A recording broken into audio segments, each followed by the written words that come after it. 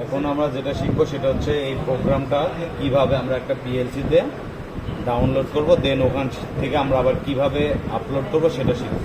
তো এর জন্য আমার প্রথমে যেতে হবে অপশনে গিয়ে আমাকে যেতে হবে কমিউনিকেশন সেটিংয়ে গিয়ে আমার টাইপ অর্থাৎ কানেকশন সেট আপ, অর্থাৎ আমরা যে কেবলটা লাগাইছি এই পোর্টটার নাম হলো RS-232 পোর্ট।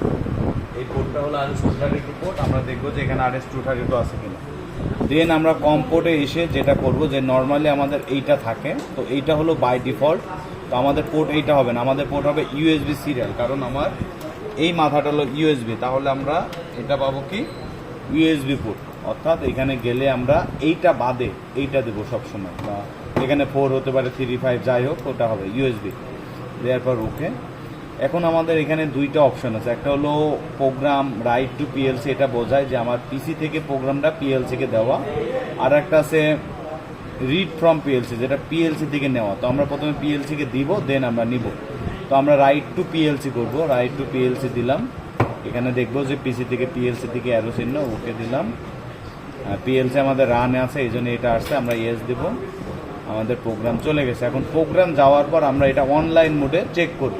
তো অনলাইন মোড চেক তখনই করতে পারবো যখন আমাদের পিসি এবং PLC-র কমিউনিকেশন থাকবে। যদি কেবলটা খুলে ফেলি তখন আমাদের কমিউনিকেশনটা হবে না। তো এটা কীভাবে করবো কমিউনিকেশন, আমরা এটা আর ক্লিক করব না, এখন আমরা করব কোনটা, অনলাইন মোড। এই অনলাইন মোডে গেলাম। এখন আমরা কি করব, এখানে যদি সুইচ দিই আমাদের আউটপুট অন হচ্ছে একটা, এখানে আমরা দেখতে পাচ্ছি আউটপুট অন।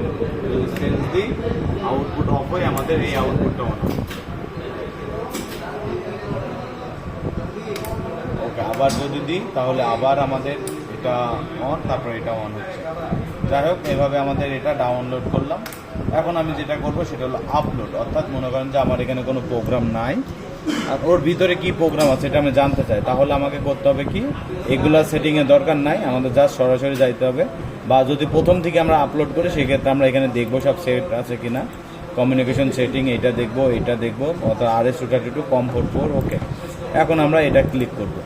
এটা ক্লিক করলে কি হবে যে আমার ওটার ভিতরে যে প্রোগ্রামটা আছে সেই প্রোগ্রামটা কি হবে, আমার এখানে চলে আসবে।